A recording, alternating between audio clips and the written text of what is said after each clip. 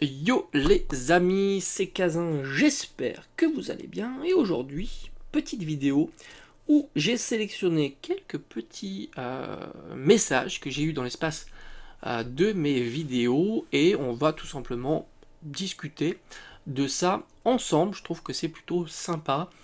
Alors, on va commencer par le premier message. Le problème de tes statistiques, c'est qu'elles ne montrent pas le temps que prend les cartes à être vendues, donc au prix que tu annonces. Alors c'est vrai que les prix que j'annonce, et d'ailleurs souvent j'en parle dans mes vidéos, et d'ailleurs je distingue deux prix souvent, hein, si tu me suis depuis un petit moment, tu le sais, le prix, j'appelle ça le prix en chair, et le prix on va dire en achat immédiat, c'est-à-dire qu'en gros tu veux pas te fatiguer, tu vas sur le net, tu vas acheter une carte, tu l'achètes, tu mets dans ton panier, tu l'envoies, etc. Voilà, ça c'est le prix.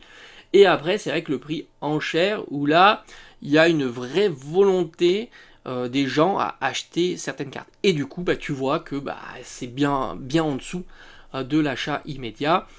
Et c'est vrai que le prix des cartes dépend énormément de cette composante. Ça, c'est sûr. C'est sûr que la temporalité, c'est difficile de savoir si une carte, tu la mets à tel prix, elle va partir rapidement ou pas. Ça, c'est sur le net. Après, tout dépend, soit le profil de vendeur, soit le profil d'acheteur. Moi, par exemple, tous les dimanches, il y a tout un tas de vendeurs professionnels qui sont là à vendre leurs cartes en vide-grenier. Et du coup, pour eux, c'est beaucoup plus simple parce que déjà, ils n'ont pas les frais de la plateforme. Bon, ils ont un frais de stand, mais qui est dérisoire, hein, évidemment. Ça vaut souvent une petite dizaine d'euros, donc tu vois, c'est vraiment pas très très cher. Et du coup, bon, ça se répercuter au prix d'une carte, c'est quasiment zéro. Et pour peu qu'il en vend suffisamment, quoi. Et donc il a déjà pas ça, ce qui est déjà pas mal, et il n'a pas les frais de port, ce qui est aussi plutôt sympa. Et il sait qu'il a une certaine clientèle et il sait aussi quel est le profil de cette clientèle et quelle carte il recherche. Moi, par exemple, j'achète régulièrement à 4-5 vendeurs que je vois plusieurs fois dans l'année et ils savent très bien ce que je recherche parce qu'on discute un petit peu.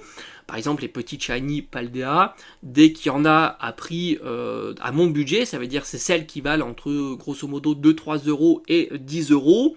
Bah ça, je vais les acheter sans aucun problème. Tout comme les AR, celles qui sont dans mon budget que j'alloue à ce format de carte.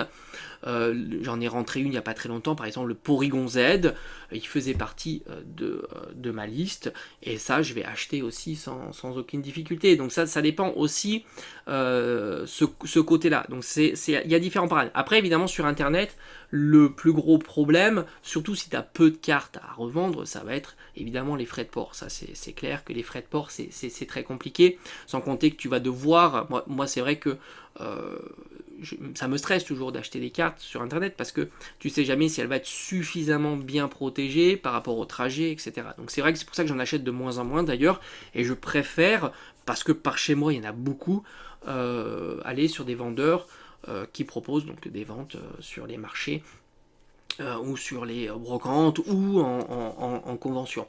Mais ça c'est sûr que le prix, ça dépend de quel point de vue tu te poses, et oui, ça c'est sûr, c'est pas toujours facile, et surtout que c'est en plus le contexte actuel, ce que je dis assez régulièrement d'ailleurs, le contexte actuel est plutôt difficile sur les cartes, ça c'est certain. Et c'est pour ça que d'ailleurs, c'est simple à avoir, par exemple sur une espérance à 3 euros, tu appliques un moins 20% globalement. Si tu diminues de 20% le prix de l'ensemble des cartes, ça te donne quand même une idée de savoir si la série elle est généreuse entre guillemets ou pas. Et puis il n'y a pas que l'espérance avec le prix, mais ne serait-ce la statistique du taux de drop est intéressant aussi de voir. Par exemple, si les cartes qui tombent plus régulièrement sont pas que des V, c'est quand même intéressant. Paldea c'est un bon exemple. Les petits shiny tombent régulièrement, et les petits shiny sont plus recherchés que les V, ça c'est clair, c'est indéniable, moi je le vois dans les vides-greniers. Et en même temps, elles sont aussi plus chères que les V. Franchement, si tu mets des petites shiny à 2-3 euros, ça part très très rapidement. Donc elles sont plus chères et elles tombent plus souvent. Donc c'est plutôt intéressant pour Paldea. Après, donc alors on parlait des cotes. Bon, ça c'est sûr que les cotes c'est compliqué, tant ça bouge tout le temps les cotes, donc c'est compliqué. Et après, donc question de dimension temporelle. Il y a quand même une dimension temporelle avec ce que je propose. Tout simplement parce que je prends les cotes à un instant T donné. Alors il n'y a pas la dimension temporelle du fait qu'une carte se vende plus ou moins rapidement. Mais ça, c'est complexe. Il y a même des vendeurs qui vendent plus facilement que d'autres. Après, il y a des plateformes et ainsi de suite. C'est complexe. Hein. Il y en a qui vendent que sur les vides-greniers. Il y en a qui vendent que sur des sites d'annonces et ainsi de suite. Donc c'est compliqué. Chacun a sa méthodologie, on va dire, de vendre ses cartes. Et la dimension temporelle que je peux moi apporter en tous les cas, c'est de suivre. Par exemple, si j'ai fait 151 il n'y a pas très longtemps. On l'aurait fait il y a 3 mois, donc il y a une dimension temporelle. Il y a 3 mois, on divisait par 2, grosso modo, les AR et les full art. Donc ça, c'est clair. Et d'ailleurs, pour revenir aussi sur le prix des cartes, et c'est vrai que là aussi, je te donne raison, d'ailleurs, je l'avais constaté, rappelle-toi, ou si tu n'avais pas vu la vidéo, les vides-greniers, j'ai vu des AR de 151 à 25, 30 ou 35 euros, ce qui était globalement entre 10 et 15 euros moins cher que le prix des cotes Internet. Et même à ces prix-là, parce que certainement les gens qui étaient passés à d'autres séries dans ma région, certainement ils étaient passés à d'autres séries, et Paldea, par conséquent, était plus recherché, alors déjà moins cher, à part ça dépend quelques cartes, mais moins cher, et du coup, on va dire plus recherché. Et c'est vrai que 151 avait un petit peu passé dans mon coin. Mais c'est vrai que les cartes c'est compliqué, et c'est encore plus compliqué maintenant. Mais j'imagine bien que on ne sait pas quand ça va s'inverser. Le scellé va pas continuer comme ça et toujours moteur. C'est des phénomènes comme ça, les cartes, puis le scellé, puis les cartes, ou les cartes et le scellé. Tout ça va un jour bouger fortement. Mais en tous les cas, la dimension temporelle, elle y est, mais pas de la manière dont tu le vois. Évidemment, la temporalité d'une carte, ça c'est compliqué, puis tu peux avoir de la chance, voilà, tu mets une carte à je sais pas moi, à 20 euros, et hop, elle part, alors que le voisin l'a mis à 15, et bah, tu sais pas pourquoi, la 15 elle n'est pas achetée, puis celle à 20 elle a été achetée, peut-être une confiance sur le vendeur qui vend plus ou quoi. Franchement, moi comme je te dis, je suis plutôt acheteur, donc quand même, je vois ce qui se vend, parce que je suis acheteur, moins sur internet maintenant, à une époque je faisais beaucoup sur internet, je te proposais les rentrées d'ailleurs, mais beaucoup sur le terrain justement, tout ce qui est brocante, je en fais 2, 3, 4, 5 par week-end, quand il y en a, et là je vois quand même ce qui part, ce qui part pas, ce qui est plus négocié, ce qui est moins négocié, et ainsi de suite. Donc ça, là-dessus je le vois quand même, je le vois très très bien.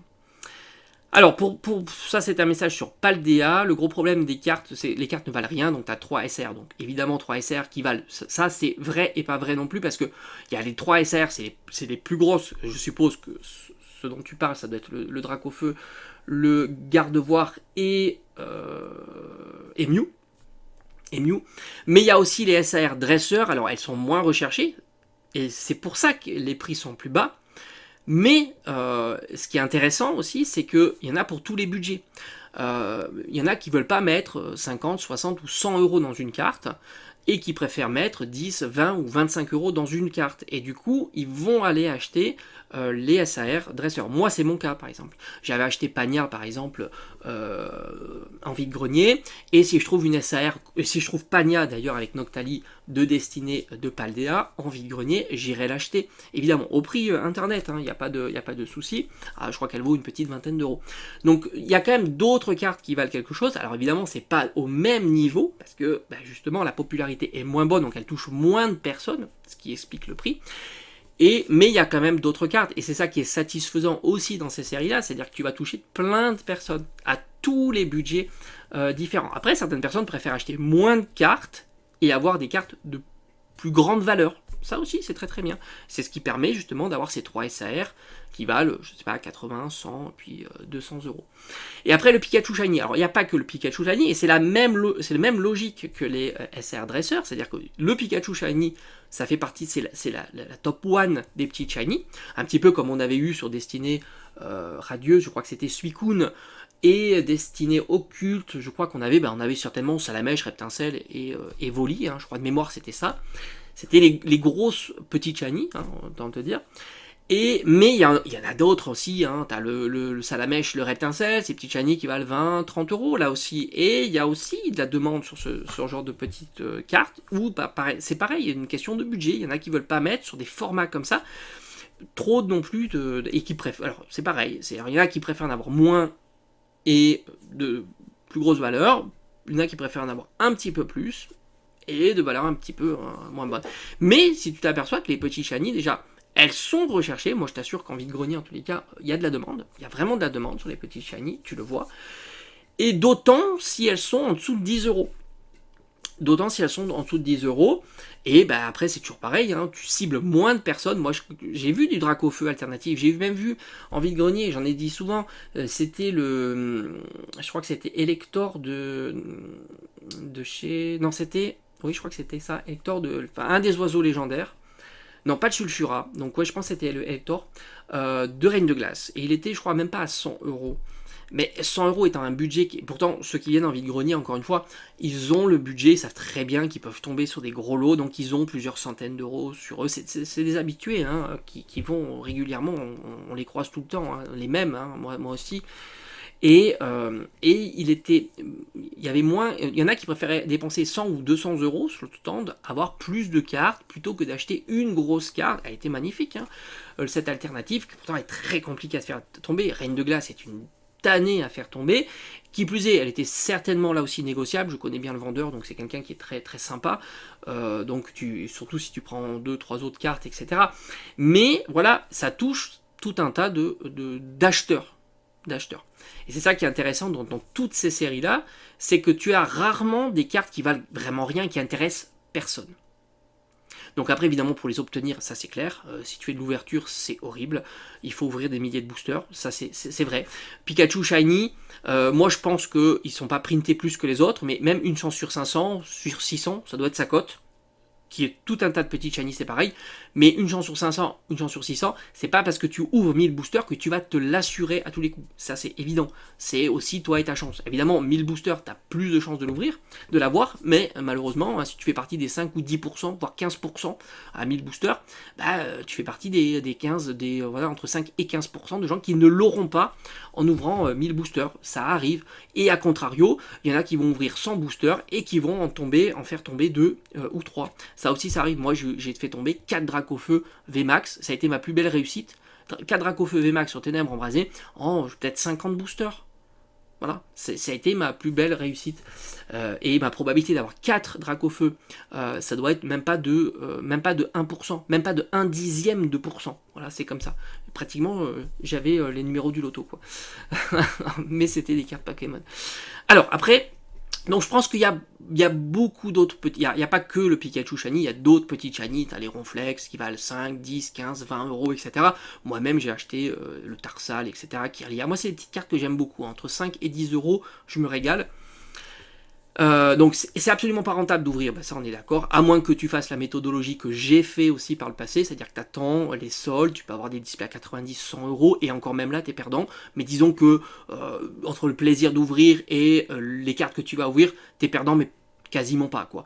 Moi j'en ai fait des ouvertures, j'en ai même, il y en a certainement encore sur la chaîne, avec des displays à 100 euros, des boosters à 2,50. Donc là on va dire entre le plaisir d'ouvrir et en même temps on est pas mal. Mais il faut faire cette méthode et c'est un contexte. Ça se trouve moins maintenant, alors peut-être qu'on va y revenir, hein, ça verra. Moi j'y crois, en tous les cas, de retrouver des displays à 100 euros, des boosters à 2-3 euros. On va y venir certainement. Jusqu'en 2021 on en pouvait en trouver, j'ai fait des réceptions avec des tripacks à 9 euros, des choses comme ça. Et après, bah, tu as toujours la méthode aussi si j'ouvre maintenant un booster génération, moi je l'ai acheté 3 euros mon booster génération. Mais évidemment, c'est pas la même chose. Évidemment. Donc non, rentabilité, il n'y en a pas, à moins d'avoir de la chance, mais ça c'est comme tout. C'est clair que Pokémon, c'est très compliqué. Mais il y a des séries quand même qui sont plus sympas que d'autres. 151, si tu trouves à l'heure actuelle un booster à 5 euros, bah tu t'en tires plutôt pas mal. Voilà. Tu t'en tires plutôt pas mal. Puisqu'on l'a vu, Espérance est à 8 euros. Alors évidemment, c'est sur 1000 boosters, même plus. Mais bon, tu t'en tires plutôt pas mal sur 151. Après, alors, les doubles comme Super Dauphin Pomme et Trio Pico, c'est vrai, d'ailleurs, c'est pour ça que dans mon analyse, je les ai pas comptés, parce que c'est des cartes qui, même en vide-grenier, ne partent pas, je suis assez d'accord, enfin, partent pas entre guillemets, moi j'en ai acheté une ou deux, mais c'était pour compléter, ça m'évitait de dépenser, c'était à 1 euro, je les ai achetés parce que je l'avais pas, mais c'est vrai que c'est compliqué, et je l'ai vu aussi sur des full art dresseurs, d'ailleurs c'est pour ça que je les ai pas comptés dans ma vidéo analyse, parce que c'est vrai que les full art dresseurs qui tombent hyper régulièrement comme Juste, etc., ne sont pas très recherchés, sauf si tu tombes sur les parents avec les enfants qui ont tendance à... C'est des petits budgets, donc ça fait plaisir aussi. Et 1 euro, voilà, ça évidemment sur internet c'est très très compliqué, à moins de faire des gros lots, et la personne qui a vraiment envie d'avoir ce genre de carte, je suis plutôt d'accord. Après, il y a un autre message, donc sur, bon, bah, c'est toujours pareil, c'était 1500 ouverts, donc 1500 boosters ouverts, pas eu de drac au feu, Mew 4 fois et garde-voir 7 fois, bah, franchement, vous n'avez pas eu de bol, hein. Il y en a en 100 boosters qui ont 2 dracs au feu. C'est ça un petit peu l'idée, c'est que ça peut arriver quand on n'est pas de chance, tu tombes sur du 5%, c'est horrible, ça fait une personne sur 20, mais il n'empêche, ça fait beaucoup une personne sur 20. Donc du coup tu as compensé avec les 4 mules, cette garde-voir, hein, certainement, hein, ou d'autres cartes même, et c'est comme 0 Pikachu Shiny, bah, tu as dû avoir 2, 3, enfin je suppose, hein, peut-être que même pas, mais tu as dû avoir 2, 3 doublons d'une même petite Shiny pour compenser le fait d'avoir eu 0 Pikachu Shiny. D'ailleurs je me rappelle quand c'était à l'époque de Destinée Occulte, je suivais une youtubeuse qui faisait des ouvertures Destinée Occulte, et elle avait eu sa première Pokébox Dracofeu Shiny, la Full Art, la Dracofeu, et 10 ou 15 boosters plus tard, donc tout ça sur la chaîne, hein, a eu le deuxième Dracofeu Shiny. 2 Dracofeu Shiny en quoi? En l'équivalent d'une vingtaine de boosters. C'était du délire. Moi j'ai ouvert 200 boosters, je l'ai jamais eu, et puis tu suis des ouvertures de youtubeurs qui ont fait des milliers de boosters pour essayer de l'avoir, donc c'est vrai que c'est très très compliqué. Et après, dis-toi que le taux de drop, parce qu'au final c'est aussi ça de ces cartes-là, ça a toujours été très très compliqué. Quand tu vois le taux de drop du Pikachu, c'est 1 sur 500, 600, c'est tout petit, mais regarde les séries plus anciennes, dont j'ai fait aussi l'analyse, on était encore sur des taux de drop encore moins bons. Donc au final, Pokémon Company, ils connaissent enfin, ils ont toujours été comme ça. Enfin, je veux dire, ça a toujours été comme ça par le passé. Les taux étaient catastrophiques. On le voit d'ailleurs quand tu regardes des ouvertures de 1000 boosters de série Soleil et Lune, de série XY, c'est une catastrophe aussi. Et c'est encore plus catastrophique que Écarlate et Violet. Donc de ne pas se satisfaire d'Écarlate et Violet, qu'est-ce que ça aurait été sur XY et Soleil et Lune? C'était bien pire. C'était évidemment bien pire. C'était vraiment très compliqué. Donc ça a toujours été un petit peu comme ça. Et ils ont toujours eu des baisses de vente, des montées de vente. Voilà, ça a toujours été. Dis-toi, XY Evolution, c'est une série qui ne marchait pas. D'ailleurs, c'est pour ça qu'ils l'ont recyclé un petit peu partout. Génération, moi j'ai eu des boosters à 3 euros. Enfin, les duo packs à 6-7 euros. Parce qu'ils les vendaient difficilement. On était quand même sur les 20 ans de Pokémon. Donc c'est vrai que Pokémon Company, je sais pas comment il gère son truc, parce que c'est vrai, ça va être compliqué quand même de faire un taux sympathique sans mettre trop non plus. Enfin, faudrait vraiment calculer ça pour voir un petit peu ce qui est bon et pas bon. Mais c'est vrai que le taux de drop, je vais te dire, hein, sur Soleil et Lune, personne n'en parlait. Hein. Personne n'en parlait. Voilà, c'était ça. Et d'ailleurs, pour revenir avec les 1500 boosters et donc pas eu de Dracofeu, etc., moi je voulais rebondir sur. Moi j'ai regardé, pour faire ma point de fusion, j'ai regardé une ouverture de 1000 boosters. Et la personne, c'était assez marrant parce qu'elle a eu donc des alternatives, des V et des V max. Elle a eu moitié V, moitié V max, déjà, pareil. Et elle n'a eu aucun. C'était Rongrigou, Rongourmand, enfin, ouais, je crois que c'est Rongrigou. Alt, aucun. 0, il a eu aucun Genesect. C'est-à-dire que sur 1000 boosters, ça ne veut pas dire que Genesect et Rongrigou, Rongourmand, ou peu importe, est moins printé. Ça veut juste dire, bah, il a eu du bol. Pour le coup, c'est du bol là. Et si ça avait été l'inverse, s'il avait eu que des. Je crois qu'il a eu 3 Ectoplasma VMAX. 3. S'il avait eu l'inverse, pas 3 Ectoplasma VMAX, mais 3 inintéressante, on aurait dit bah oui mais c'est logique, Ectoplasma est plus rare, et là au final il y a eu l'inverse, et on peut pas dire qu'Ectoplasma soit plus printé alors que c'est une des meilleures alternatives VMAX. Non, il a eu un bon run sur 1000 boosters sur ce format de carte là, mais au final les maths lui font pas la différence entre une alt et une alt, hein. Lui il s'en fout, hein. Il fait tomber une alternative. Donc c'est pour ça que c'est compliqué. Maintenant, si on voulait vraiment avoir cette information là sur est-ce que le Pikachu par exemple sur Paldea est plus printé ou moins printé, il faudrait ouvrir des dizaines voire une centaine de milliers de boosters pour vraiment au final de dire bah oui, il y a, je sais pas moi, tu drops 20 Pikachu machin, et tu drops 50 autres formats de petites shiny. Donc là, oui, il y aurait un différentiel de 2 ou 3, on pourrait le voir, mais il faudrait ouvrir 10, 15, 20 000, peut-être 100 000 boosters, je sais pas hein, combien il faudrait, ça doit certainement se calculer, mais Là, comme ça, trivialement, je vois pas. Hein, voilà. Mais ça devrait se calculer, savoir combien au moins de boosters il faudrait pour une stat à 1 pour 500, pour 600. Combien de boosters il faudrait pour avoir quelque chose de plutôt fiable. Voilà. Il faudrait peut-être une petite réflexion. Peut-être que j'y réfléchirai un jour.